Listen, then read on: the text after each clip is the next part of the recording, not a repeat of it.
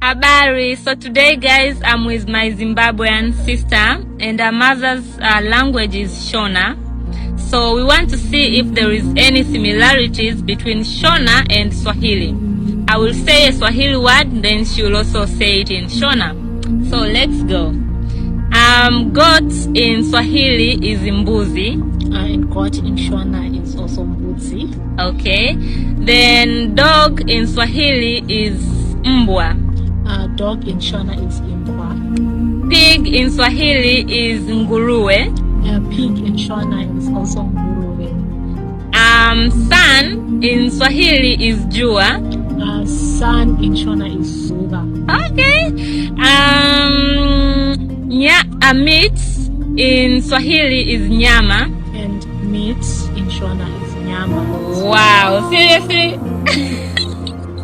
So guys, you can see there are some similarities between Shona and Swahili. Yeah, of course, Bantu languages. African language challenge. What are these words in your language? Moi. Jua. Mafuta. Mafuta. Lipa. Mkate. Mokonzi. Mfalme. Moto. Moto. Mwasi. Mwanamke. Mobali. Mwanamume. Mesa. Meza. Mbula. Mvua. Mwana. Mtoto. African language challenge. What are these words in your language? Moi. Zuwa. Mafuta. Mafuta. Lipa. Chingwa. Mokonzi. Mambo. Moto. Moto. Mwasi. Mukadzi. Mobali. Murume. Mesa. Mbula. Vura. Mwana. Mwana. African language challenge. What are these words in your language? Moi. Rioa. Mafuta. Maguta. Lipa. Mugate. Mokonzi. Mudhamaki. Moto. Mwaki. Mwasi. Mutumia. Mobali. Mudhuri. Mesa. Medha. Mbula. Bura. Mwana. Mwana. African language challenge. What are these words in your language? Moi. Lelanga. Mafuta. Mafuta. Lipa. Isonga. Mokonzi. Inkosi. Moto. Umlilo. Mwasi. Umfazi. Mobali. Indoda. Mesa. Itafile. Mbula. Imvula. Mwana. Umntana. Kembo Kembo Mutatanzambi et Thomas Zulu, au nom puissant de notre puissant roi Isaya Congo, Malakima Congo, Malakima Kembo, qui revient libérer et rassembler son peuple Lumbala Yusolele, dispersé au-delà des fleuves de Couche et dispersé chez les Ngoi, les nations. Mes bien-aimés frères et sœurs, Mbala Yusolele, le peuple élu du tout-puissant créateur de l'univers, est dispersé au-delà des fleuves de Couche, c'est-à-dire de l'Afrique centrale jusqu'en Afrique du Sud, selon Sophonie, le chapitre 3, le verset 10. Ne confondez pas l'Éthiopie de la Bible et l'Éthiopie actuelle. S'il vous plaît, bien-aimés frères et sœurs, gardez toujours à l'esprit que les cartes d'Afrique que nous utilisons aujourd'hui ne sont pas les cartes qui étaient utilisées dans l'Antiquité ou à l'époque médiévale. Et ça, nous allons vous le prouver à travers des cartes faites par des édomites jésuites, les espions du Vatican. Nous allons prendre une ou deux cartes d'Afrique à l'époque médiévale, c'est-à-dire au Moyen-Âge, et vous montrer l'Éthiopie biblique, d'accord, donc l'Éthiopie de la Bible. Dans cette carte faite par un édomite jésuite au nom de Guillaume de Lisle, vous voyez que l'Éthiopie, c'est toute cette région-là. Vous voyez ça, mes frères et sœurs? Donc l'Éthiopie, c'est en jaune, hein? C'est toute cette région-là en jaune. Donc c'est toute cette région, ok, qui va de l'Afrique centrale jusqu'en Afrique du Sud. Et donc toute cette région-là en jaune qui va de l'Afrique centrale jusqu'en Afrique du Sud. Vous voyez ça, mes frères et sœurs? Et l'Éthiopie actuelle, ok, l'Éthiopie actuelle s'appelait l'Abyssinie, ok, ça s'appelait l'Abyssinie. On peut un peu augmenter donc ça s'appelait l'Abyssinie. Hein. On peut même prendre une autre carte encore plus lisible. On va prendre celle-là. Ou même un instant, on va prendre celle-là. C'est un peu dézoomé. Vous voyez, c'est l'Abyssinie. C'est bien écrit Abyssinia. Vous voyez, Abyssinia. On peut même encore augmenter. Hein. Vous voyez ça? C'est bien écrit Abyssinia. Vous voyez ça? Donc, toute cette région, donc l'Éthiopie biblique, c'est ça. C'est toute cette région-là en jaune que vous voyez. Ok? Toute cette région-là en jaune, ok, qui va de l'Afrique centrale jusqu'en Afrique du Sud. C'est ça l'Éthiopie biblique, l'Éthiopie de la Bible, selon Sophonie, le chapitre 3, le verset 10. Vous voyez ça, mes frères et sœurs? Donc, l'Éthiopie actuelle ne s'appelait pas Éthiopie, mais ça s'appelait Abyssinia. Et l'Éthiopie de la Bible, selon Sophonie 3.10, c'est toute cette région-là qui va de l'Afrique centrale jusqu'en Afrique du Sud. Et même le Soudan, vous voyez ça? Même le Soudan, on peut augmenter. Vous voyez ça, mes frères et sœurs? Même le Soudan, c'est toute cette région-là. Vous voyez? C'est toute cette région-là qu'on appelait le Soudan. Donc, c'est toute cette région-là, ok, mes frères et sœurs, qu'on appelait le Soudan. Vous voyez que ça part de l'Afrique nord-est vers l'Afrique de l'ouest. Donc, c'est toute cette région-là qu'on appelait le Soudan. C'est le Soudan médiéval ou le Soudan de l'Antiquité, c'est ça. Vous voyez? Et aujourd'hui, ce n'est plus le cas. Ok? Et donc, si nous revenons même dans la première carte que nous vous avions montrée, donc vous voyez que c'est toujours la même chose. Hein? Donc, le Soudan, c'est toute cette région-là. Ok? C'est toute cette région-là qu'on appelait le Soudan pendant l'Antiquité et l'époque médiévale. Et l'Éthiopie de la Bible, selon Sophonie 3.10, c'est toute cette région en jaune qui va de l'Afrique centrale jusqu'en Afrique du Sud. Et nous avions vu aussi que l'Éthiopie actuelle ne s'appelait pas Éthiopie, mais ça s'appelait l'Abyssinie, qu'on appelle, ou Abyssinia en grec. Vous voyez ça? Alors, mes frères et sœurs, qu'est-ce qui s'est passé? Pourquoi les cartes médiévales ou de l'Antiquité ont changé? Parce qu'aujourd'hui, ce ne sont pas les mêmes cartes qu'on retrouve. Vous devez savoir une chose, mes frères et sœurs, ce n'est qu'après avoir mis le peuple élu de Tatanzambi en esclavage, ok, que ces Édomites vont se partager ces continents en les divisant en plusieurs nations. Aujourd'hui, nous avons 55 nations en Afrique, hein, en les donnant de nouveaux noms pour effacer les traces. Vous voyez ça? Donc, gardez toujours à l'esprit que l'Éthiopie de la Bible, c'est toute cette région, d'accord? C'est toute cette région qui va de l'Afrique centrale jusqu'en Afrique du Sud. Ok? Donc, l'Éthiopie de la Bible, selon Sophonie, le chapitre 3, le verset 10, c'est toute cette région-là qui va de l'Afrique centrale, ok? Qui va de l'Afrique centrale jusqu'en Afrique du Sud, mes bien-aimés frères et sœurs. Et quand vous prenez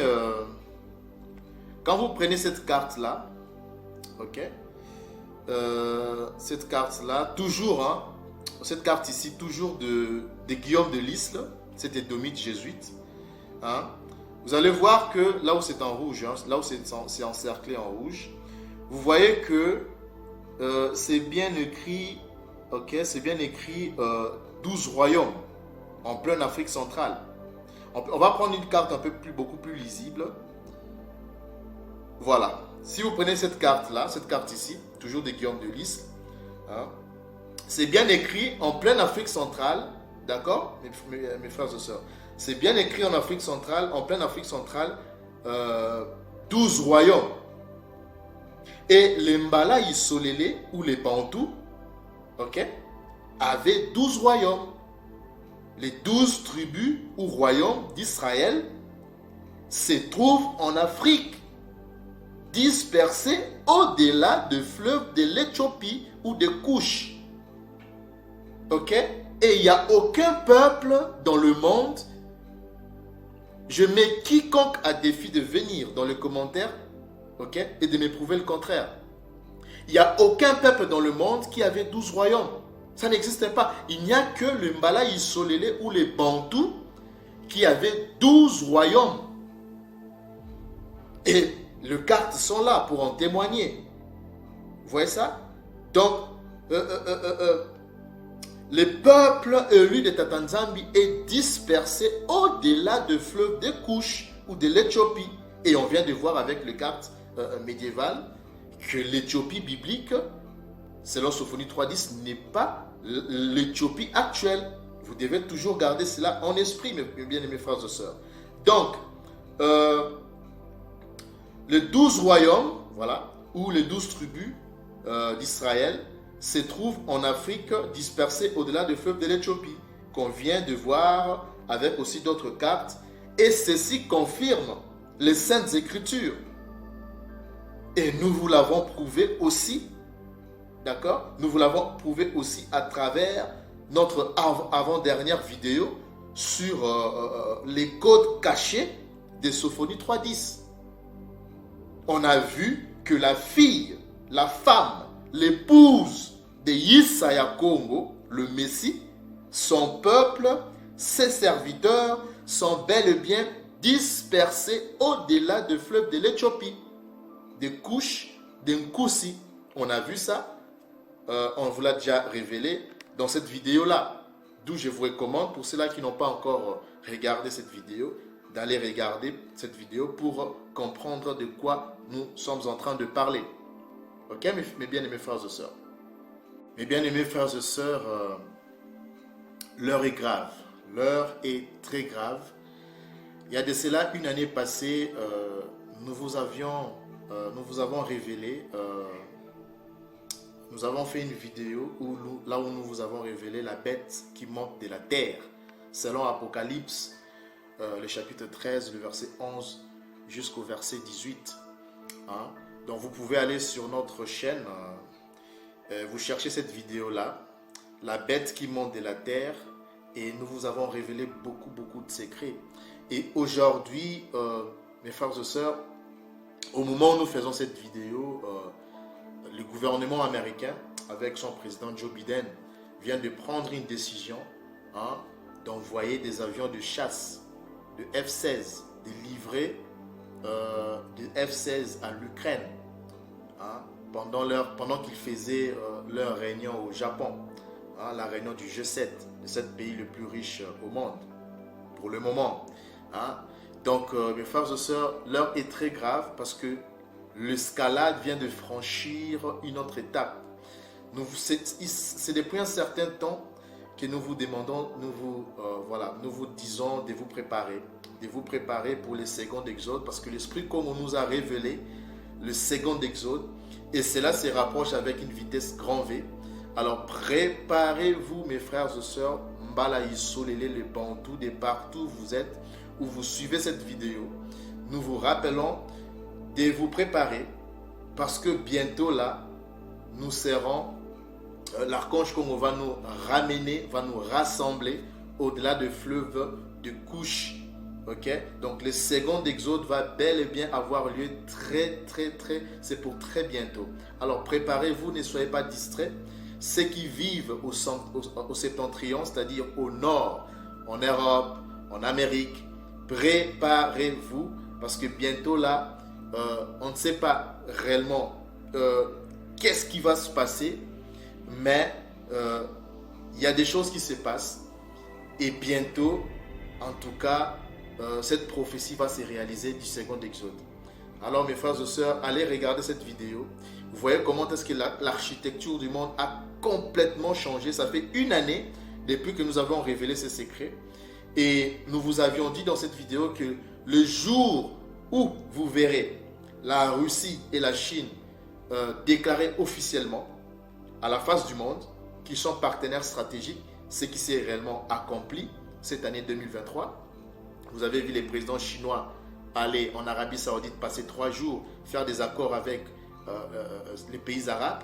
Après ça, il est allé en Russie faire 3 jours, passer 3 jours. Et là, il a déclaré lui et Poutine, ils ont déclaré officiellement à la face du monde qu'ils sont des partenaires, ce sont des vieux amis, des partenaires stratégiques. Et vous voyez, c'est quelque chose que nous vous avions révélé l'année passée. Et ça s'est accompli cette année 2023. Et vous voyez, l'architecture du monde a complètement changé. L'influence de cette bête qui monte de la terre est en train, cette bête est en train d'influencer tout le monde. J'étais en conversation avec un Édomite. Je lui avais dit ça il y a 2 ans passés. Une année passée. Après avoir bien sûr révélé ces secrets. J'ai dit à cet Édomite-là que votre monde va s'écrouler. Votre hégémonie va s'écrouler. Vous voyez? Donc, l'influence même chinoise, c'est-à-dire de cette bête russo-chinoise, est en train de... Là, je parle sur le plan, je dirais, politique, hein, c'est-à-dire les systèmes politiques, parce que vous savez qu'en Chine et en Russie, c'est le communisme. Okay? Et vous voyez que même en Europe aujourd'hui, hein, les Européens, la population, là je parle de la population, n'arrive même plus à avoir le droit de parler. Vous voyez que c'est tout le week-end qu'il y a des marches, il y a des manifestations. Pourquoi? Parce que cette population se sentent rejetés par leur politique. Okay? Ils ne se sentent pas écoutés, okay, par leur politique.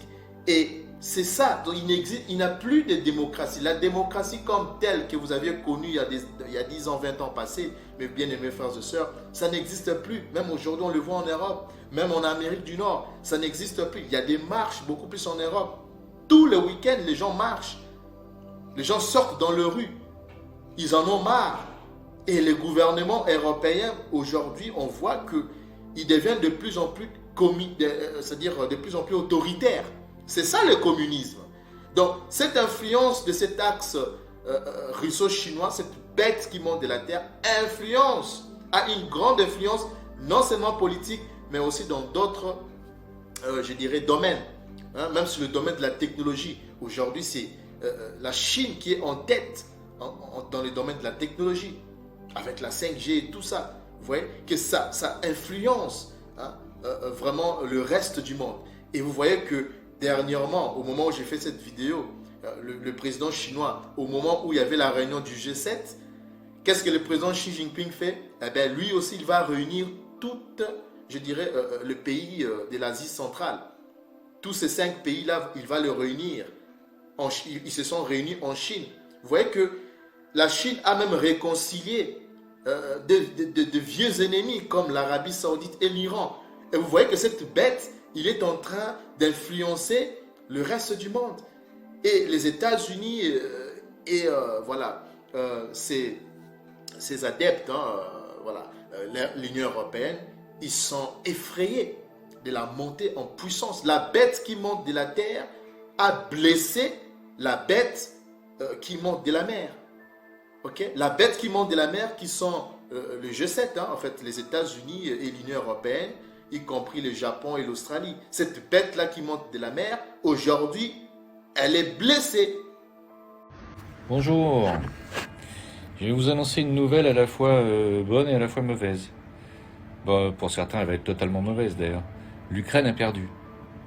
La Russie vient de prendre la ville de Bakhmout, ce qui annonce la fin du conflit, puisque l'Ukraine a toujours dit, si Bakhmout tombe, voilà, les Russes ont gagné.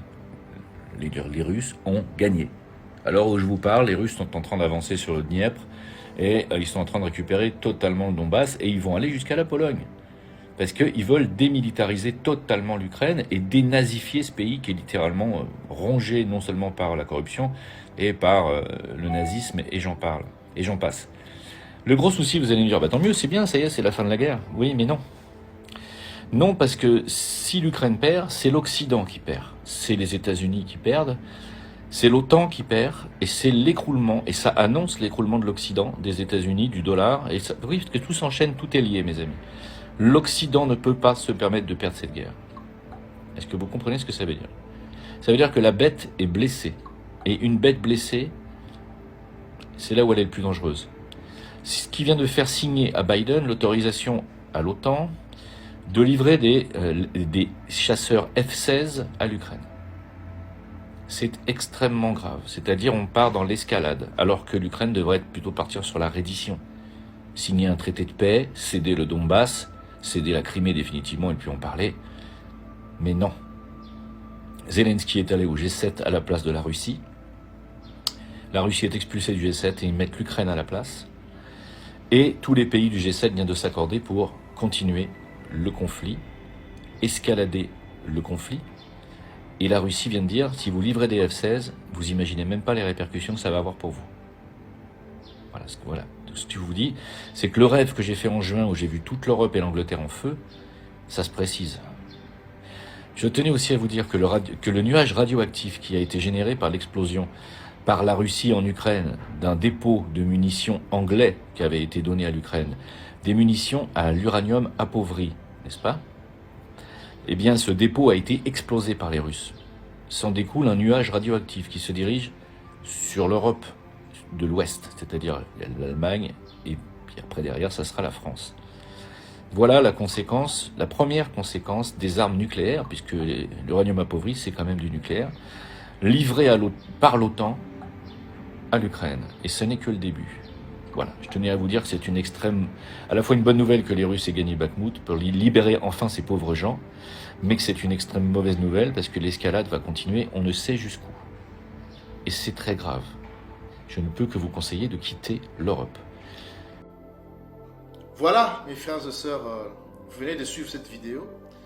Mais ce n'est pas l'objet de notre vidéo d'aujourd'hui. Mais on voulait juste ouvrir un peu cette petite parenthèse pour vous rappeler, pour vous dire de vous préparer à fuir Babylone, à fuir les pays édomites. Vous êtes Mbala, vous êtes Bantou. De partout vous suivez cette vidéo, préparez-vous à fuir le pays du Septentrion, le pays des Édomites, Babylone. D'accord, mes frères et sœurs? Alors, tout au début de notre vidéo, mes bien-aimés frères et sœurs, vous avez vu les similitudes qu'il y a entre les langues bantoues, et il n'y a aucun nombre de doutes, nos langues se ressemblent, mes frères et sœurs. Ok? Vous avez vu les similitudes, vous l'avez vu, les similitudes entre les Shona et les Lingala, les Shona du Zimbabwe, et les Lingala, les Swahili et les Shona du Zimbabwe, les Kikuyu du Kenya et le Lingala, les Nkosa de l'Afrique du Sud et les Lingala, parlés dans les deux Congos, les Swahili parlés à l'est de l'Afrique, et le Lingala. Donc vous avez vu toutes ces similitudes qui existent entre les langues bantoues. Donc nos langues se ressemblent, mes frères et sœurs. Ce qui prouve que nous sommes un même peuple et nous avons tous un ancêtre commun. Nous sommes la descendance d'Abraham, d'Isaac et de Jacob. Et aujourd'hui, nous allons vous révéler le nom véritable d'Abraham, Mbala de la Mésopotamie, le premier patriarche de la Toula, du Koma, de la Bible, des Hébreux, donc des Mbala. Vous voyez ça, mes frères et sœurs? Alors, nous allons aller sans plus tarder dans les livres. D'abord, on va commencer par Wikipédia. Et on va voir ce que nous dit Wikipédia par rapport au personnage d'Abraham. Alors, si nous prenons Wikipédia, que nous dit Wikipédia? Bon, Abraham n'était pas un édomite, hein? Il n'était pas, c'est pas ça. Hein? Donc, on va enlever cette photo-là. Donc, il faut savoir, mes frères et sœurs, que tous les prophètes de la Bible sont noirs bantous, ok? Et on vous l'a prouvé dans nos anciennes vidéos. Alors, ce que nous allons faire, nous allons enlever cette photo-là, ok?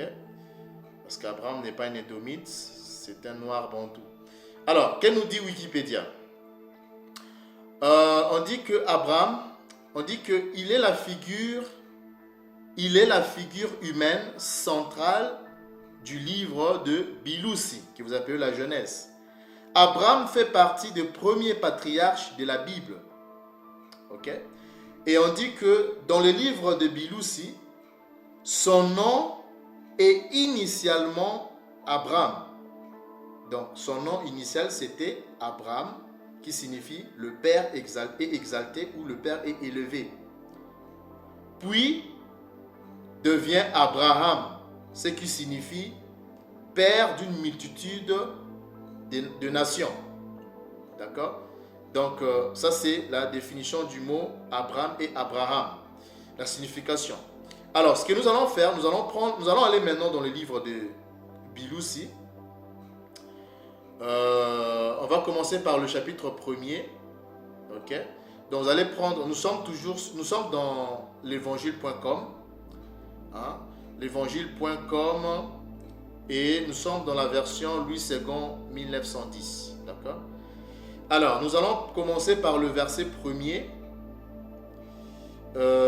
qui nous dit, le verset 1er. Alors, lorsque Abraham fut âgé de 99 ans, Tata Nzambi, donc l'Esprit Congo, apparut à Abraham et lui dit, je suis le Tout-Puissant, marche devant ma face et sois intègre. Et au verset 2, si nous continuons, on dit ceci, j'établirai mon alliance entre moi et toi, et je te multiplierai à l'infini.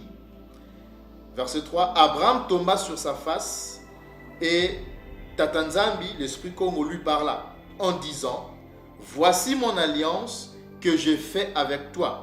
Tu deviendras père d'une multitude de nations. C'est la définition qu'on retrouve, qu'on vient de lire sur Wikipédia. Et au verset 5, c'est là où nous allons plus nous focaliser. On ne t'appellera plus Abraham, mais ton nom sera Abraham, car je te rends père d'une multitude de nations. Donc Abraham, signifie le père d'une multitude de nations. Mais nous voulons plus étudier, parce que d'après le titre de cette vidéo, on va vous révéler aujourd'hui le nom véritable d'Abraham et d'Abraham, parce que son nom originel, comme on l'a lu sur Wikipédia, son nom originel c'était Abraham, et son nom est passé d'Abraham pour devenir Abraham. Et même d'après le titre ici, vous voyez très bien, on dit que le nom d'Abraham changeait en celui d'Abraham. Alors, nous allons plus nous focaliser sur le verset 5, mais nous allons utiliser la version Strong. Donc, vous allez prendre la version, là où c'est écrit Louis II plus Code Strong. C'est cette version-là dont nous allons utiliser. Ok? Donc, nous allons prendre la version Strong. Nous sommes toujours sur le même passage. Hein? Donc, de Biloussi, le chapitre 17, le verset 5. On dit, on ne t'appellera plus Abraham. Donc nous allons maintenant étudier ces mots Abraham dans le vrai paléo-hébreu, c'est-à-dire le paléo-mbala. On vous a déjà révélé le mot hébreu, le nom véritable du mot hébreu, qui est mbala. Donc le paléo-mbala, le vrai paléo-mbala est parlé au-delà du fleuve des Couches, mes frères et sœurs, de l'Éthiopie. D'accord? Et ce sont le bantou, que vous appelez aujourd'hui le bantou, qui sont des Mbala, des Hébreux, hein, Yissolélé, donc des Hébreux israélites, qui parlent le vrai paléo-hébreu. Et ça même, il y a eu même des Édomites jésuites qui l'ont confirmé. À l'occurrence, on peut même lire l'abbé Proyard, par exemple. L'abbé Proyard, c'est qui? L'abbé Proyard, c'était un jésuite, un espion du Vatican, envoyé dans le royaume de Luango, pour étudier la langue de nos pères. Il a confirmé dans son livre qui s'intitule L'histoire de Luango, Kakongo et autres royaumes d'Afrique. Et à la page 183, on va même prendre son livre, hein, vous voyez là, à la page 183, il a confirmé à cette page 183 que nous, les Mbala, donc les Bantous, parlons le paléo-mbala, donc le paléo-hébreu, dans toute sa pureté. Et on va lire ce qu'il a dit. Il dit quoi? Il dit, on remarque que dans la langue de nègres, c'est-à-dire les nègres du Luango, ce sont des Bantous, des Mbala, hein, plusieurs tours des phrases qui tiennent de quoi? De l'hébreu, mes frères et sœurs. De l'hébreu. Ok? Et on dit rapport de la langue avec les langues anciennes. Donc c'est le paléo-hébreu. Donc on remarque dans la langue de nègre plusieurs tours des phrases qui tiennent du paléo-hébreu, donc du paléo-mbala. Ok? Et si vous descendez un peu vers le bas à la page 184, il y a même aussi on retrouve aussi dans la langue des nègres, il a dit qu'on retrouve aussi dans la langue des nègres le paléo-latin et le paléo-grec. Et ce qui confirme les Saintes Écritures. Ok? Parce que souvenez-vous, là où on avait l'inscription où le Christ était pendu parce qu'il n'a pas été crucifié, ça encore, on va faire une vidéo là-dessus. C'était écrit en grec, plutôt d'abord en hébreu, hein, en grec et en latin.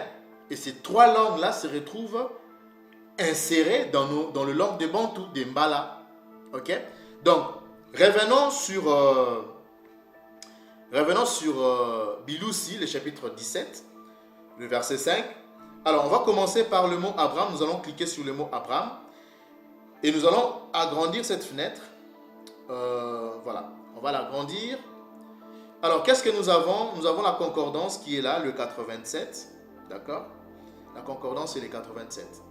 Alors, quelle est l'orthographe que nous donne la lexique, l'évangile.com? Nous avons le le Aleph, qui est au début. D'accord? On peut même aussi utiliser... on peut utiliser aussi la version Lueur, hein, parce que là encore il y a beaucoup plus de détails. On va prendre la version Lueur, ok, la lueur.org, voilà. C'est toujours le Strong, le Strong 87 ou 087. Alors on dit quoi? Quelle est l'orthographe? Nous avons le Aleph qui est là au début. Alors nous allons utiliser l'alphabet paléo-mbala. On va aller chercher notre alphabet paléo-mbala. Alors, le Aleph, il est là. Alors, le Aleph, c'est quoi? Le Aleph, c'est justement la lettre A. Parce que vous devez savoir, on ne cesse de le répéter, mes frères et sœurs, le paléo-mbala est une langue consonantique. Gardez toujours cela à l'esprit. C'est-à-dire que c'est une langue consonantique. Il n'y a que des consonnes. Ok? Alors, pour avoir la bonne prononciation, comme on vient de lire avec vous, d'après le livre, comme a confirmé l'abbé Brouillard dans son livre, un édomite jésuite, un espion du Vatican, qui a confirmé que le bantou parle le paléo-mbala dans toute sa pureté. Ok? Donc, le paléo-mbala, que vous appelez le paléo-hébreu, est une langue consonantique. Mais d'où vient le voyelle? D'où vient la vocalisation? Ce sont des Mazorètes, c'est-à-dire des Édomites, hein, qui ont introduit, en fait, qui ont vocalisé, c'est-à-dire le paléo-mbala, le paléo-hébreu. Mais c'est une langue consonantique. Alors maintenant, la grande question essaie de savoir, est-ce que cette vocalisation que les Édomites ont mis, est-ce qu'ils ont vraiment réussi? D'après toutes les vidéos que nous avions révélées, mes frères et sœurs, vous avez vous-même, pour ceux du moins qui nous suivent depuis un bon certain temps, ils savent que la prononciation édomite, il y a beaucoup de mots qui n'ont pas réussi. Parce que cette langue ne leur appartient pas. Ils ne parlent pas cette langue-là. Là-bas, aujourd'hui, ce que vous appelez le Moyen-Orient, la langue qui est parlée là-bas, c'est une langue germano-polonais, turc, tout ça. C'est un mélange de l'allemand, du turc et du polonais. C'est du yiddish. Ce qui est parlé là-bas, ce n'est pas le paléo-hébreu, c'est le yiddish. Ok? Ce n'est pas moi qui le dis. Eux-mêmes le disent, ces Amalékites. Ils le disent eux-mêmes. D'accord? Et on vous l'a prouvé à plusieurs fois lors de avec nos vidéos. Que je vous recommande d'aller voir nos anciennes vidéos pour comprendre comment utiliser, c'est-à-dire comprendre que c'est les langues bantoues, en fait, c'est les différentes langues bantoues qui sont le paléo-hébreu, ok, le paléo-mbala. Alors, le Aleph que vous voyez là, il est silent au début de la phrase. C'est-à-dire que il est toujours silencieux au début d'un mot. Et les Bantous, généralement, ne lisent pas le A au début de la phrase. Hein, généralement.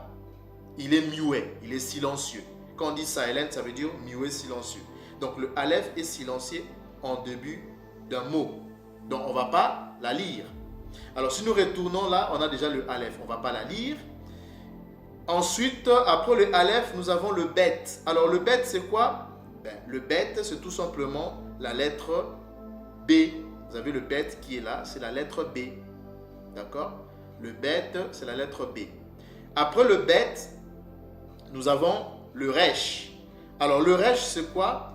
Le Resh, on va prendre encore l'alphabet paléo-mbala. Le Resh, il est là. C'est la lettre R. Ok? C'est la lettre R. Et vous savez que voilà, le Resh a aussi le son du L. Ok? Le Resh peut aussi avoir le son du L. C'est-à-dire il a aussi le son du L. Et tout au début même de cette vidéo, de notre vidéo, on vous a montré les similitudes qui existent entre les langues bantoues, hein, les langues mbala. Okay? Et vous avez vu que lorsque les similitudes qui existent entre le Shona du Zimbabwe et les Lingala parlés dans le Congo, vous avez vu que le mot par exemple Mbula, Mbula qui s'écrit M-B-U-L-A avec la lettre L, Mbula en Lingala, mais en Shona du Zimbabwe ils disent Mbura.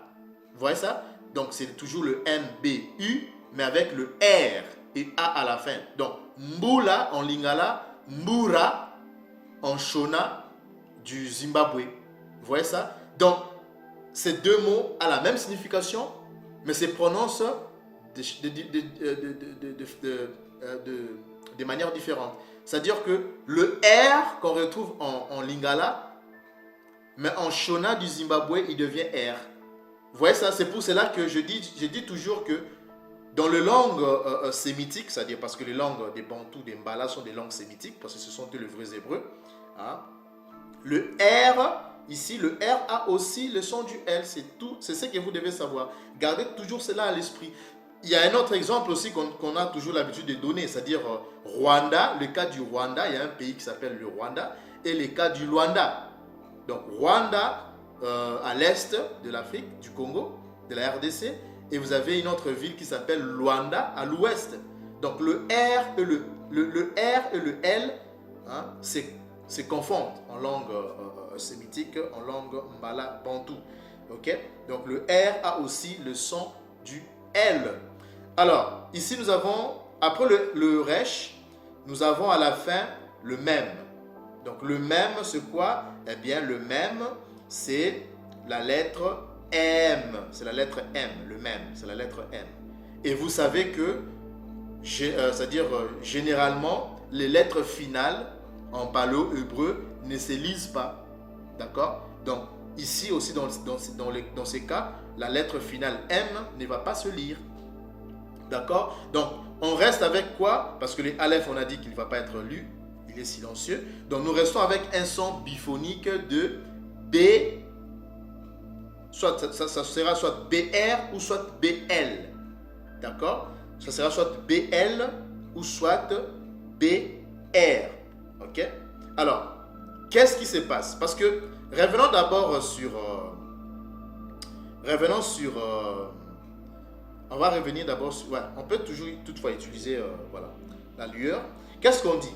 On dit que ce mot Abraham, quand on prend l'origine, ok?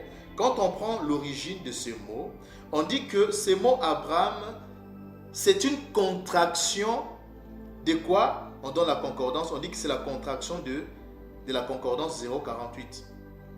Ok? Mais qu'est-ce que signifie d'abord contraction? C'est ça d'abord c'est par là qu'on doit commencer. Alors, on va prendre le dictionnaire pour voir ce que signifie le mot contraction. D'accord, mes frères et sœurs? On va prendre le dictionnaire. Voilà. Alors, on va prendre le dictionnaire. Alors, que nous dit le mot contraction? D'après le dictionnaire, on dit que le mot contraction, c'est quoi? Eh bien, c'est la diminution des volumes par resserrement. Vous voyez ça? Donc, quand on dit contraction, ça vient du verbe contracter, qui signifie diminuer, parce que c'est la diminution. Par exemple, la diminution d'un volume. Okay? Donc, quand on contracte deux mots, ça veut dire qu'on les réduit en un seul mot. D'accord? On réduit la taille ou le volume. Okay? C'est la réduction d'une masse. Okay? Alors, ce que nous allons faire, nous allons retourner maintenant dans la lueur.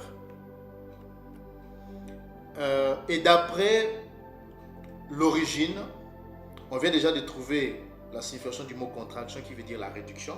On dit que c'est une réduction, c'est une contraction de quoi? On donne la concordance 0,48. Donc nous allons cliquer pour voir c'est la contraction de quel mot et quel mot. D'accord? On va cliquer sur la concordance 0,48. Et qu'est-ce que cela nous donne? Nous obtenons quoi? Ben, nous obtenons, on dit que c'est la contraction de deux mots. Vous voyez là où c'est écrit origine, on dit que c'est la contraction de deux mots. Le mot Abraham, ok, le mot Abraham, c'est la contraction, vient de la contraction de deux mots. Le premier mot, c'est, on donne la concordance, c'est le 0,1, c'est Ab, ok, Ab. Et le deuxième mot, c'est, voilà, il est là, c'est le 73,11. Alors, ce que nous allons faire, c'est quoi? Nous allons commencer d'abord à étudier le premier mot. Parce qu'on dit que c'est la contraction des deux mots. Ok? C'est la contraction de ces deux mots qui nous a donné le mot Abraham. Alors, on va commencer par à étudier les premiers mots. Je vais cliquer sur le premier mot qui est Ab, qui veut dire Ab, qui est là, qui veut dire père, tout ça comme ça. Ok? Donc nous avons là le premier mot que Edom lit Ab. Donc parce que là nous avons le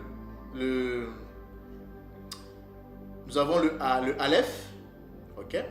Et on vient de voir avec vous que le Aleph en début d'un mot, il est silencieux. Donc on peut ou ne pas la lire, mais généralement elle ne se lit pas. Ok? Elle ne se lit pas le Aleph au début d'un mot. Et après le Aleph, qui est la lettre A, qui ne va pas se lire, ou qui peut ou ne pas se lire. Et après le Aleph, nous avons le Bet. Et le Bet aussi, on vient de le voir tout à l'heure là, d'après l'alphabet Paléo-Mbala, que le Bet, c'est la lettre B. Et ces mots-là, ok, ces mots-là, on dit que ça veut dire quoi? Eh bien, ce mot-là, on dit que il a pour signification, vous voyez, ça veut dire le père, ok? Ça veut dire le chef. Retenez bien ça, mes frères et sœurs. Donc, ça veut dire père, premièrement d'abord. On dit que Ab, ok? Ab veut dire père, ça veut dire aussi quoi? Ça veut dire aussi patron. Retenez ça bien, mes frères et sœurs. Et ça veut dire aussi chef. Donc nous avons ces trois définitions-là. Donc Ab, ça veut dire père, ça veut dire patron, ça veut dire aussi chef. Ok? Et c'est ces mots-là, Ab, que d'autres lisent Abi, d'autres lisent Abé, ou Abba ou Abi. Ok? Et c'est ce mot-là qui a donné le mot abbé, qu'on appelle aujourd'hui abbé, monsieur l'abbé, tout ça comme ça. En fait, ces mots-là, Edom le lit Ab. Mais nous allons utiliser le vrai paléo-hébreu, qui est parlé au-delà du fleuve de l'Éthiopie, de Couche. Et même l'abbé Proyard l'a confirmé. Et on vous l'a aussi confirmé à travers nos anciennes vidéos. Alors, ce que nous allons faire, nous allons utiliser les dictionnaires Paléo-Mbala. Nous allons utiliser les dictionnaires Paléo-Mbala avec comme dialecte le Kikongo. Ok? Alors, prenons le dictionnaire Paléo-Mbala, c'est-à-dire le Kikongo. Alors, que nous dit... Parce que, souvenez-vous, mes frères et sœurs, souvenez-vous. souvenez-vous d'une chose. Revenons d'abord sur la lueur. Ce mot-là, ok? Ce mot-là, ab, on va la lire soit aba ou on peut la lire ba. Donc on va la lire soit aba parce que le aleph au début je dis qu'il est généralement il est silencieux. Donc on peut ou ne pas la lire. Donc généralement les bantous ne lisent pas le a. Mais il y a d'autres cas, on le lit. Par exemple, le A-Congo. Quand on dit A-Congo Mongali, mais il y a d'autres qui disent Congo Mongali. Vous voyez ça? Il y a d'autres qui disent Yakongo. Il y a d'autres qui disent A-Congo. Vous voyez ça? Donc, c'est-à-dire le Aleph, parfois, il est silencieux, parfois, il peut aussi être lu. Mais dans ces cas, on va prendre dans les deux contextes. C'est-à-dire, il va se lire soit Aba, ou il peut être lu Ba. Qui veut dire quoi? Qui veut dire père, qui veut dire donc père, patron ou chef. On vient de voir ça. Ok?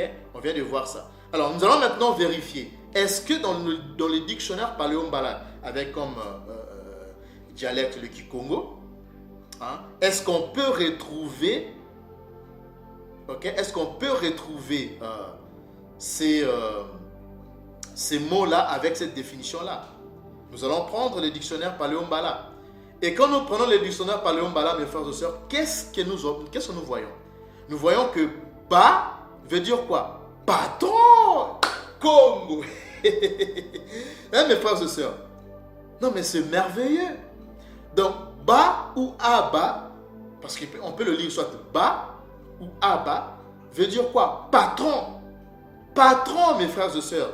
Et si nous retournons, on a vu ça dans la lueur. Donc, aba ou ba veut dire quoi? Père, patron ou chef. Vous voyez ça? Et si même nous prenons synonymo.fr pour voir les différents synonymes, vous allez voir que c'est la même chose, mes frères et sœurs. Donc, chef a pour synonyme, père a pour synonyme, patron. C'est la même chose, mes frères et sœurs. Donc, ba, on vient de retrouver la même définition en Paléombala. Donc, ba veut dire patron, veut dire chef, veut dire père. Et c'est la même chose, mes frères et sœurs. Il n'y a pas un nombre de doute. Il n'y a aucun nombre de doute, mes frères et sœurs. Donc, patron, ça est là, non? Hein? Patron, il est là. Patron, chef, père. C'est la même chose, mes frères et sœurs. Et on l'a retrouvé dans notre dictionnaire Paléombala. Vous voyez ça? Donc, c'est tellement beau, c'est tellement pur. Et voilà, devant la vérité, eh bien, tout le monde fléchit. Hein?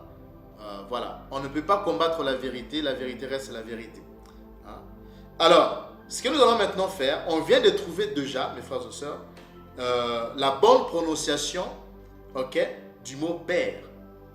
Ok, ça se lit soit aba ou on peut dire ba. Ok, c'est un peu comme aussi nos frères Luba, hein, la tribu Luba.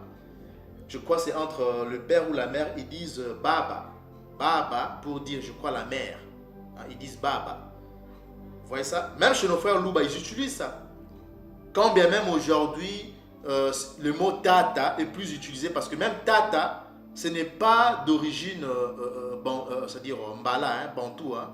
C'est d'origine, c'est du grec en fait. Tata, c'est le paléo-grec, le kwané.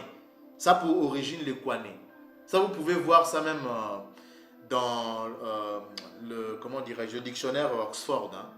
Donc vous pouvez retrouver. Donc j'ai dit le dictionnaire encyclopédique d'Oxford, ouais c'est ça, d'Oxford. Vous pouvez retrouver ça.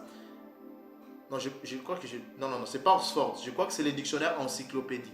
Ok, vous cherchez ça sur l'encyclopédie dictionary sur Google, vous allez retrouver ça. Donc tata aujourd'hui qui est plus utilisé au-delà de feuilles de couche, c'est du paléo-grec. Ce qui prouve encore que nous avons été en contact, nos pères ont été en contact avec les Grecs. Et c'est pour cela que ce mot-là se retrouve dans nos langues, incorporé dans nos langues, inséré dans nos langues. Et ça confirme ce qu'a dit l'abbé Proyard dans son livre qu'on a lu. Hein? que on retrouve dans la langue des nègres, c'est-à-dire des Mbala, des Bantous, le paléo-hébreu, donc les paléo-Mbala, le paléo-grec, du Kwané. Il y a plusieurs mots, je vous parle déjà du mot tata, et même aussi le paléo-latin, le mot comme mesa, qui veut dire la table, tout ça, ça pour origine le latin. Okay? Alors, revenons dans notre, sur le mot Abraham. Donc là, on vient de trouver le mot père. Ça se lit Aba ou Ba. Et on voit que c'est la même chose en paléo-mbala, donc en Kikongo ancien. Alors, ce que nous allons faire, nous allons retourner maintenant sur... on va prendre maintenant le deuxième mot. Parce que souvenez-vous, on a dit que c'était une contraction du mot Aba ou Ba, plus un deuxième mot. On va retourner un peu en arrière. Plus un deuxième mot. C'était quoi le deuxième mot de la contraction? On dit que ça vient de la contraction de Aba ou Ba. Et un deuxième mot qui veut dire élevé. Ce mot-là qui veut dire élevé. C'est ça qui a donné le mot père et exalté ou bien père élevé. Parce que si nous retournons voilà, sur le mot Abraham, on dit que le mot Abraham a pour définition quoi? Père élevé. Donc père c'est Aba ou Ba qu'on vient de retrouver. Et le deuxième mot c'est le verbe élevé. Ok? C'est le verbe élevé. On a vu ça. Donc ça vient de ces deux mots-là. C'est la contraction de ces deux mots-là. Ok? C'est la contraction. Donc Abraham c'est la contraction de ces deux mots-là. Donc de Aba ou Ba plus le verbe élevé. Alors, qu'est-ce que nous allons faire maintenant? Parce que souvenez-vous, on a dit que la contraction c'est la réduction. D'accord? C'est la réduction d'une masse ou d'un mot. Ok? Donc, qu'est-ce qui se passe? En fait, ici, vous devez savoir une chose, mes frères et sœurs, c'est que on dit que Abraham est la contraction de deux mots, du mot père et du mot élevé. Père, on a trouvé déjà que c'est le mot Aba ou Ba. Le verbe élevé, plus le verbe élevé. Nous allons maintenant vous révéler le mot élevé. Alors, qu'est-ce qui se passe? Donc, nous avons ici la situation suivante. Donc, nous avons deux mots à l'origine. C'est-à-dire, nous avons le Ab, c'est-à-dire le Aleph plus le Bet, c'est-à-dire ce qui a donné Aba, qui veut dire père, ou Ba, père, chef, patron, plus le deuxième mot, qui est le verbe élevé. Donc, ça sera quoi? Ça sera le Bet et le Resh. Or, le Resh a aussi le son du L. On vous a déjà parlé de ça, on vous a montré cela avec le mot Mbula, Mbura, Luanda et Rwanda. On a dit que le Resh a aussi le son du L. Et le M final, là, que vous voyez, comme c'est la lettre finale, dans ces cas, il ne va pas être lu. Ok? Donc, ce qui va nous donner quoi? Nous aurons le Aba ou le Ba.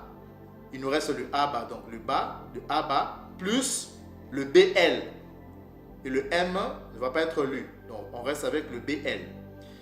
Et c'est cette contraction-là.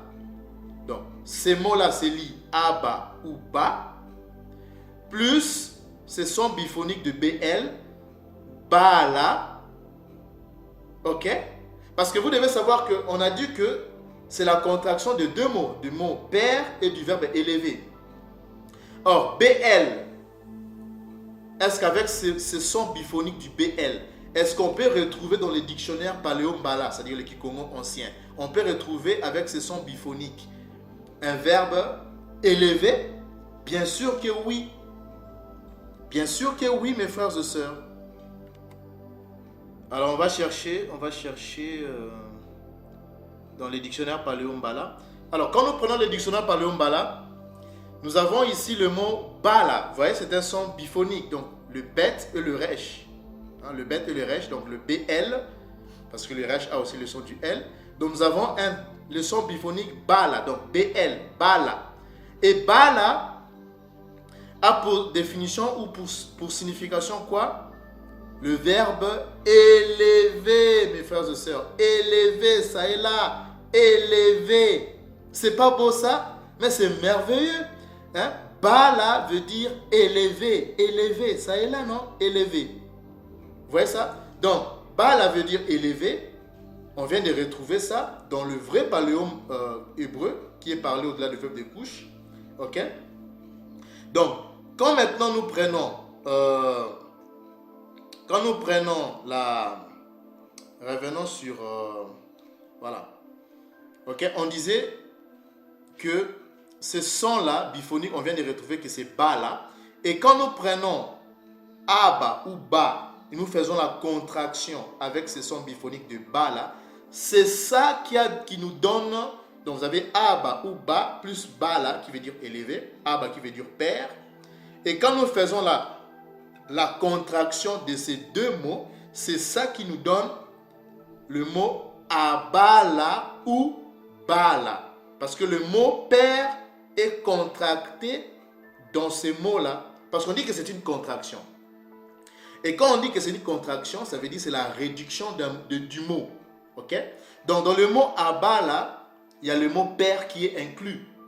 Donc, Aba, Bala. Ok? Donc, c'est Aba ou Ba plus Bala. Donc, on peut dire Aba, Bala ou Ba, Bala. C'est ça qui, quand on fait la contraction, c'est ça qui va nous donner maintenant le mot de Abala ou Bala. Donc, le mot Abraham, mes frères et sœurs, voilà la beauté de cette révélation. Donc, il ne s'appelait pas Abraham. Non, comme l'a traduit Edom, non. Ces mots-là ne se prononçaient pas, nos pères ne le prononçaient pas Abraham. Non, ces mots se prononcent ou se prononçaient Abala ou bien Bala. Parce que c'est la contraction du verbe Bala qui veut dire élevé et le mot Aba ou Ba qui veut dire père. Ok, on a vu ça, père, patron, chef, tout ça. Donc, Abala ou Bala, c'est le nom véritable, originel du patriarche Abraham. Donc, c'est Abala ou Bala, qui veut dire père élevé, mes frères et sœurs. Et même d'après la définition, on dit que c'est le nom originel d'Abraham, ok, qui veut dire père élevé. Ok, donc c'est Abala ou Bala. C'est comme ça que nos pères appelé Abraham. Ok. Maintenant, ce que nous allons faire, nous allons maintenant prendre la deuxième. Parce que revenons sur l'évangile.com, sur Bilou, c'est le chapitre 17, verset 5. On vient de vous révéler déjà, ok, le premier, le mot d'Abraham. Parce que souvenez-vous, on a dit que son nom, c'est-à-dire le nom d'Abraham changé en celui d'Abraham. Or, on vient de vous révéler le mot Abraham, que c'est Abala ou Bala, qui veut dire père élevé. Maintenant, on va vous révéler le nom de Abraham, parce que son nom est passé d'Abraham pour Abraham, en celui d'Abraham. Ok? Donc, prenons maintenant toujours les mêmes versets, mais nous allons prendre la version Strong. Alors, la version Strong, que nous dit la version Strong par rapport au nom d'Abraham? Parce que son nom a été changé en Abraham. On va cliquer sur le mot Abraham et on va agrandir cette fenêtre. On peut même aussi utiliser lalueur.com. Ok. Alors, qu'est-ce que nous avons ici? On nous dit que on nous donne la concordance. Hein. On donne la concordance, c'est le Strong 85. Ok. On dit que c'est le Strong 85. Et on dit quoi? D'après l'origine du mot Abraham, on dit quoi? Lisez vous-même. On dit que c'est encore une contraction. Vous voyez? On dit que Abraham, c'est la contraction de quoi? De la concordance 01. Or, la concordance 01, si nous cliquons sur la concordance 01, ça nous donne quoi? Ça nous donne Abba. Or, on vient déjà de trouver ces Abba là. On peut cliquer encore sur la contraction. Donc, les 01 là, on l'a déjà trouvé. Père, chef, ok? Père, chef, père, chef, et aussi le mot patron, ok? Et le mot aussi patron, on a déjà on vous l'a déjà révélé. Donc ici, c'est le mot Abba ou Ba, okay, qui veut dire père, patron, chef, tout ça. On vous a déjà révélé. On dit que c'est encore la contraction de ces Abba ou Ba. Et de quoi? Et d'une racine voulant peut-être dire nombreux. Ok? Donc on dit que Abraham, c'est la contraction du mot Abba ou Ba, qui veut dire père, chef, patron, plus un autre mot voulant peut-être dire nombreux. Donc nombreux quoi? Ou plusieurs quoi? C'est ce dont nous allons chercher à vous révéler, aujourd'hui, mes frères et sœurs. Donc, ce que nous allons faire, et d'après la définition, on dit que ça signifie quoi? On dit que ça veut dire père élevé ou père d'une multitude. Souvenez-vous, d'après sur Wikipédia, on a dit que Abraham signifie le père de quoi? D'une multitude de nations. On peut encore voir ça. Hein? On avait dit que Abraham, voilà c'est là, Abraham signifie, ce qui signifie père d'une multitude de nations. Ok? Multitude de nations. Et ici, d'après l'évangile.com, on dit que ça veut dire père d'une multitude. Ok? D'une multitude. Alors, ici on dit que c'est un mot qui veut dire peut-être nombreux. Donc c'est nombreux, multitude, mais nombreux, multitude quoi? Ou plusieurs quoi? Ok? Est-ce que c'est nation? Vraiment aussi c'est nation? C'est ce dont nous allons chercher à vous révéler, mes frères et sœurs. Alors, ce que nous allons faire, on a déjà le premier mot, qui est cette concordance 01 qui est Abba, on l'a déjà révélé, on va plus revenir là-dessus. Mais on va maintenant chercher le deuxième mot, ok, qui veut dire plusieurs, nombreux ou multitude, comme on l'a dit, c'est père d'une multitude. Ok? Alors, ce que nous allons faire, c'est quoi? Nous allons prendre même aussi, on va prendre d'abord la lueur. Prenons la lueur. C'est toujours le Strong, hein, le Strong 85. Alors, vous voyez que c'est toujours la même chose. Hein. C'est toujours la même chose. Donc, vous avez on dit origine, c'est la contraction du mot Abba. Donc, la concordance 01, c'est le mot Abba. Et d'une racine voulant peut-être dire nombreux. Et on dit d'après la définition, ça veut dire père d'une multitude. Ok? Alors, nous allons étudier maintenant l'orthographe de ce mot Abraham. Et quand nous étudions l'orthographe de ce mot, nous avons le Aleph, qui est toujours au début de la phrase. Ok? Donc, le Aleph va être, il peut ou ne pas être lu, mais généralement, il est silent. On dit silencieux en début d'un mot. Il est muet. Donc, il peut ou ne pas se lire. Et généralement, les Mbala, donc les Bantous, ne lisent pas ça. Donc, on peut dire Abba ou Ba. Ok? Comme on vous l'a déjà révélé. Et après le Aleph, vous avez le Bet, qui est la lettre B. Et c'est la même chose, ça on vous l'a aussi déjà révélé, non? Donc le Bet, qui est la lettre B, qui est là, la lettre B. Et après ça, nous avons le Resh. Et on a vu que le Resh a aussi le son du... Le Resh a aussi le son du L. Ok? Le Resh a aussi le son du L, avec le mot Mbula et Mbura, ou Rwanda, Luanda. Et après, nous avons le He. Le He, c'est le H aspiré. Et le H aspiré en paléo-mbala, donc en paléo-hébreu, il est là, c'est un H aspiré. Il ne se lit pas, parce que c'est un H aspiré, on ne va pas la lire. Ok? On ne va pas la lire. Et à la fin, nous avons quoi? Nous avons le même. Or, le même, on vous l'a dit que c'est la lettre M. Ok? Le même, c'est la lettre M. Et comme il est à la fin du mot, dans ces cas, il ne va pas être lu. Donc, nous avons quoi? Nous avons le B, le Bet et le Resh. Donc, le B et le R, qui a aussi le son du L. Donc, nous avons toujours un son biphonique. Ok? Et le Aleph peut ou ne pas être lu. Ok? Alors, ce que nous allons faire, c'est quoi? On dit que c'est une contraction de ces deux mots-là, de Abba, plus un autre mot qui veut dire plusieurs ou nombreux. C'est ce dont nous allons chercher à étudier. Alors, ce que nous allons faire ceci. Nous sommes toujours dans la lueur, hein, mes frères et sœurs. Nous sommes toujours dans la lueur. Alors, qu'est-ce qui se passe? Voilà l'explication.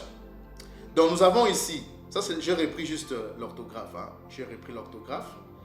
Donc nous avons le aleph, le bet, le resh, le he et le mem. Or je dis que le h miwe ne va pas être lu, le mem qui est le m aussi, qui est la lettre finale. Les lettres finales en paléo-hébreu généralement ne se lisent pas. Donc il nous reste le aleph, le bet et le resh. Donc ces mots-là, c'est la contraction de quoi? On a dit que c'est la contraction de ab. Donc ab, on vous l'a déjà révélé que c'est abba. Plus quoi? Plus le bet, le resh, le he et le mem. Or, je dis que le he, que le h miwe ne va pas être lu. Le mem aussi ne va pas être lu parce que c'est la lettre finale. Et généralement, les lettres finales ne se lisent pas. Donc, il nous reste quoi? Il nous reste le ab plus le BR. Or, le resh a aussi le son du L. C'est pour cela que vous verrez que je mets ici BL. Et ce sont ces deux mots-là, quand on fait la contraction. Alors, nous avons toujours ici, d'abord, le mot ici, le premier mot, c'est Abba. Ça, on vous l'a déjà révélé. Ça veut dire père, chef, patron. Et le deuxième mot, BL, qui est aussi un son biphonique. Alors, ici, on dit que ça veut dire plusieurs... ok, et d'après comment dirais-je, d'après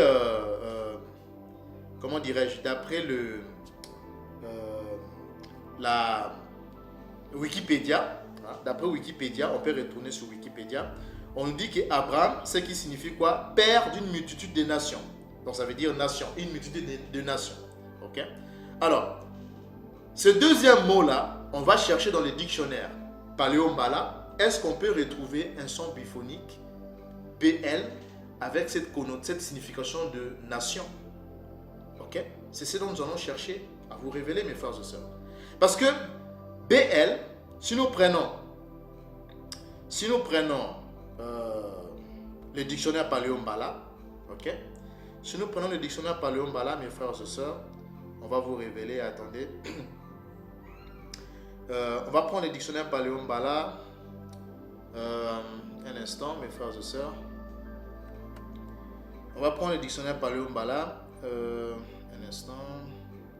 Alors, si nous prenons le dictionnaire Paléo-Mbala, mes frères et sœurs, regardez la beauté, hein, de la vérité.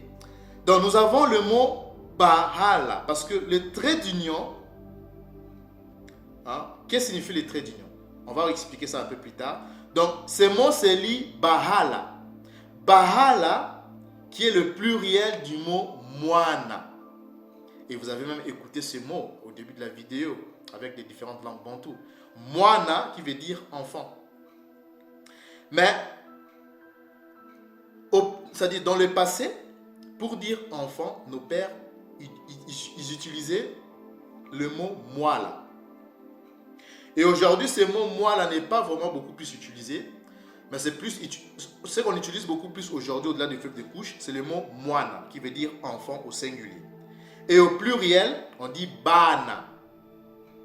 Mais, c'est-à-dire en paléo ancien, c'est-à-dire en kikongo ancien, on disait « moi » là pour dire un enfant au singulier, et « bahala » pour dire les enfants au pluriel. C'est pour ça que vous verrez, on dit Bahala, ça veut dire quoi? Enfants au pluriel, donc les enfants au pluriel. Ça veut dire enfants au pluriel, avec S.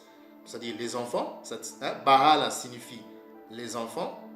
La descendance, et ça veut dire quoi aussi? Ça veut dire l'engeance. Qu'est-ce que signifie le mot engeance? Prenons les dictionnaires. Qu'est-ce que signifie le mot engeance, mes frères et sœurs? On va prendre les dictionnaires. On va aller sur... voilà, on va prendre la définition. Nous sommes sur Wiktionnaire, voilà. Le mot engeance veut dire quoi?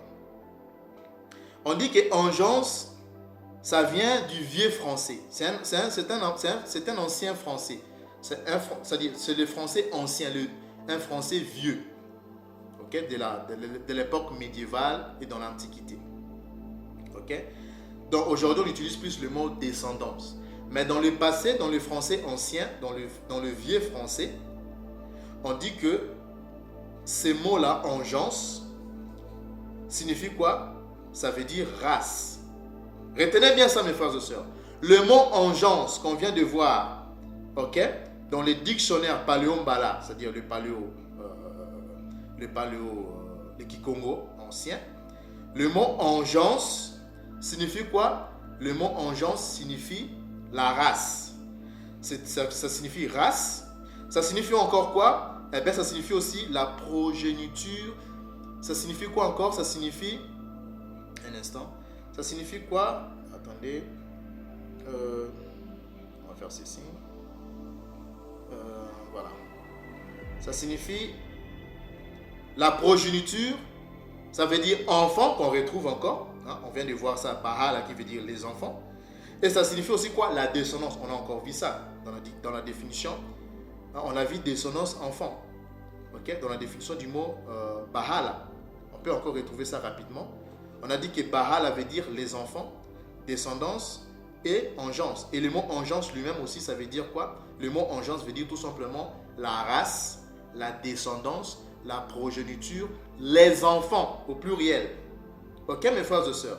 Donc, engeance, je répète bien, engeance signifie la race. Il est là, la race. Et ça signifie aussi quoi? La progéniture, les enfants ou la descendance. Alors, si nous revenons dans la lueur, on vient de retrouver le deuxième mot qui a été utilisé comme contraction avec le mot Abba ou Ba, qui a donné le mot Abraham. En fait, ce mot-là, Abraham, comment on va la lire? Comment nos pères lisaient ces mots-là? Donc, nous avons Abba ou Ba, qui veut dire père, plus Bahala, parce que le trait d'union là, mes frères et sœurs, hein, ce trait d'union là qui est utilisé là, le trait d'union là que vous voyez, il faut ça veut dire quoi? Qu'est-ce que signifie le trait d'union? On va chercher la définition du trait d'union. Alors, le trait d'union, c'est-à-dire quand on met un trait d'union entre deux voyelles, cela veut dire quoi? On va chercher la définition. On dit ceci, regardez bien. On dit ceci, on va lire. Cependant, on met un trait d'union pour éviter la répétition de quoi? De deux voyelles identiques ou les rapprochements de deux voyelles dont la lecture pourrait prêter à confusion. Par exemple, on donne des exemples. Vous avez le mot auto-indiction. Ici, vous avez deux voyelles, O et I, qui sont différents, mais qui se lisent séparément. Et vous avez aussi un deuxième mot avec deux voyelles identiques, O, qui se lisent séparément. Bio-organique. On ne lit pas ces mots bio-organique. Non, mais il faut les lire séparément. Là, les deux O doivent être séparés. Donc, bio-organique. Donc, ces mots-là, revenons dans le dictionnaire paléo-mbala, ces mots-là, c'est lit Bahala. Ok? Bahala. C'est pas Bala, mais c'est Bahala. Ok? Donc le trait d'union montre la séparation de ces... C'est-à-dire qu'il faut lire les deux voyelles séparément. C'est ça en fait ce que signifie le trait d'union. Ok? Donc si nous revenons dans la lueur, c'est pour cela que je mis donc la contraction de Abba ou Ba. Ok? De Abba ou Ba plus Bahala. La contraction de ces deux mots-là, c'est ça qui va nous donner Abahala ou Bahala.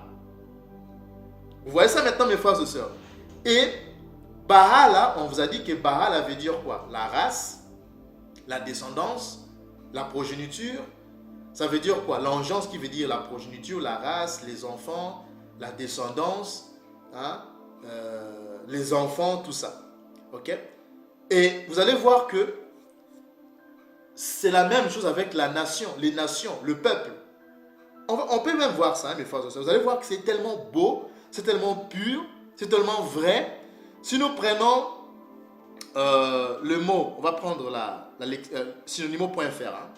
Prenons synonymo.fr, mes frères et sœurs. Regardez la beauté de la vérité. Le mot race, parce qu'on a dit que engeance, le mot engeance, gardez ça à l'esprit, hein, mes frères et sœurs. On a vu que le mot engeance veut dire progéniture, enfant, descendance. Ça veut dire quoi encore? Ça veut dire la race. D'accord? Ça veut dire la race. Et on vient de prendre avec vous synonymo.fr et le mot race a pour synonyme quoi? La descendance, l'engeance, la nation, le peuple, les enfants. Congo. C'est merveilleux, mes frères et sœurs. C'est merveilleux. Donc, ces mots-là, nos pères le lisaient Abaala. Donc, Abraham ne s'appelait pas Abraham. Non, nos pères n'appelaient pas Abraham. Non. Ces mots-là se lisaient Abaala ou bien Baala parce que le Aleph peut ou ne pas se lire. Donc, on peut lire ça Abaala ou Baala qui veut dire quoi? Père, parce que Baala veut dire nation. On a vu ça. Hein? On va retourner dans synonymo. Ok? Donc, Abaala veut dire quoi? Abaala veut dire le père de plusieurs descendances, le père de plusieurs nations, le père de plusieurs peuples, ou bien le père de plusieurs enfants. Congo. C'est pas beau ça? C'est pas merveilleux ça, mes frères et sœurs? Donc, Abaala ou Baala, parce que c'est la contraction de Abba plus Baala, qui donne Baala ou Abaala, veut dire le père de plusieurs descendances, ou bien le père de plusieurs races, parce que souvenez-vous, Abraham avait pour enfant Ishmaël, les Ishmaélites, les Arabes, sont aussi la descendance d'Abraham, d'accord? C'est une autre race. Les Mbala, que vous appelez aujourd'hui les Bantous, c'est une race. Hein? Vous pouvez lire ça dans les livres d'Ésaïe, le chapitre 44. Je crois du verset 1er au verset 2. Jacob, c'est une race. Les Bantous, les Mbala sont une race. D'accord? Et les Ishmaélites aussi est une autre race. Donc, à partir d'Abraham, il a donné naissance à plusieurs races, ou bien à plusieurs descendances, ou à plusieurs nations, plusieurs peuples, ou à plusieurs enfants. C'est pour cela qu'on lui appelle, quand on dit Abaala ou Baala, ça veut dire le père de plusieurs races, ou bien le père de plusieurs descendances, ou bien le père de plusieurs nations, ou bien le père de plusieurs peuples, ou bien le père de plusieurs enfants, mes frères et sœurs. C'est pas beau ça? Mais c'est merveilleux. Là maintenant, on a la bande. On vient de vous révéler le nom véritable d'Abraham. C'est pas Abraham, mais c'est Abaala. Abaala ou Baala. À ne pas confondre avec la divinité cananéenne. Hein? Là, on ne parle pas de cette divinité Baal. Non. Il ne faut pas confondre. D'ailleurs, ces mots-là, Baal, cette divinité cananéenne, ne se prononçait pas Baal. C'était Bali. Ne confondez pas Bali et Baala. Ok? Bali, ça c'est autre chose. Ça c'est la divinité cananéenne. Ok? C'est un idole. Mais là, c'est Baala ou bien Abaala qui veut dire le père d'une multitude de nations, de peuples, d'enfants ou de descendances ou des races. Ou des races. D'accord, mes frères et sœurs? Donc voilà la révélation de ces mots, le nom véritable du nom d'Abraham. D'accord, mes frères et sœurs? Donc, ce que nous allons maintenant faire, c'est quoi? Hein, mes frères et sœurs? On va faire ceci. On va résumer maintenant. Hein, on va résumer. Là, on vient déjà de retrouver, on vient de vous révéler le nom véritable d'Abraham. Hein, et même d'après cette définition, on dit c'est qui? C'est le fondateur de la nation hébreu par son alliance avec la Tanzanie, avec l'Esprit Congo. Hein, vous voyez ça? Donc, c'est le père de plusieurs nations, de plusieurs races. Ok? De plusieurs races, de plusieurs nations, de plusieurs peuples, de plusieurs descendances, de plusieurs enfants. C'est comme un peu aujourd'hui, c'est comme aujourd'hui, comme disent nos frères Ngala, Papa Nabana. Hein? Papa Nabana qui veut dire le père de plusieurs enfants. Et c'est exactement le même contexte. Donc quand on dit Abaala, dans une des dialectes Mbala, c'est-à-dire le Kikongo ancien, quand on dit Abaala ou Baala, ça veut dire le père de plusieurs enfants, de plusieurs races, de plusieurs descendances, de plusieurs nations, de plusieurs peuples. D'accord? Et comme conclusion, hein, mes frères et sœurs, comme conclusion, résumé alors sur le nom véritable d'Abraham. Alors, donc, nous avons Abba, ok, ou Ba, plus Baala, c'est ça qui va nous donner Abaala ou Baala, qui signifie père de nombreux enfants, ou bien père de nombreuses nations, ou bien père de nombreux peuples, ou encore père des nations, ou tout simplement père de peuples, ou père des enfants. En hébreu, tout comme en dialecte paléombala, les Kikongo. D'où les noms originels d'Abraham, Abala ou Bala, qui veut dire père élevé, on vous a révélé ça, a été changé en celui de Abaala ou Baala. Vous voyez ça maintenant, comment c'est beau, hein? C'est clair, c'est beau, c'est limpide, mes frères et sœurs. Hein? Donc, le nom originel d'Abraham, c'était Abala, qui veut dire père élevé, ou Bala. Et son nom est passé de Abala ou Bala, ok? Donc je répète, son nom est passé, a été changé, son nom est passé de Abala ou Bala pour devenir Abaala ou Baala, qui veut dire le père des nations ou de plusieurs nations, plusieurs peuples, plusieurs enfants, plusieurs descendances ou races. Okay? C'est pour cela que j'écris d'où le nom originel d'Abraham, Abala ou Bala, a été changé en celui de Abaala ou Baala. Ok?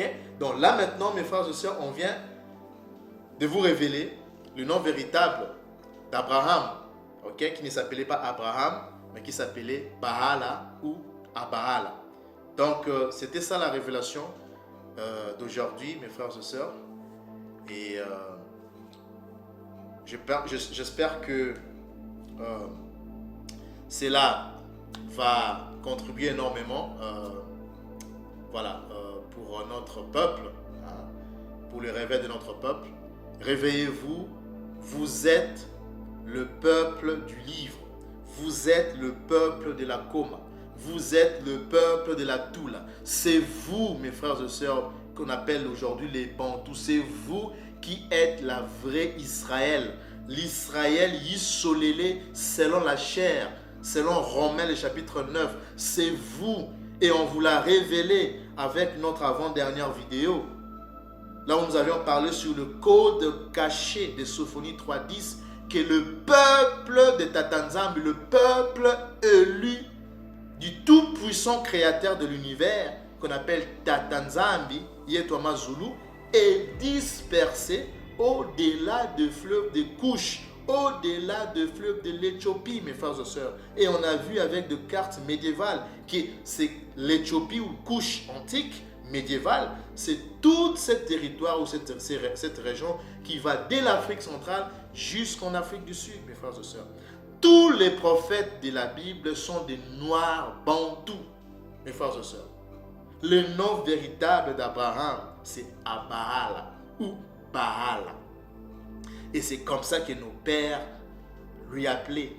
D'accord, mes frères et sœurs? Donc voilà, Beluka à tous mes frères et sœurs, de partout où vous avez suivi cette vidéo. Continuez à prier, continuez à jeûner, mes frères et sœurs, pour le réveil aussi de notre peuple, hein, de notre peuple Mbala Yissolélé. Et on se retrouve très prochainement pour encore d'autres grandes révélations.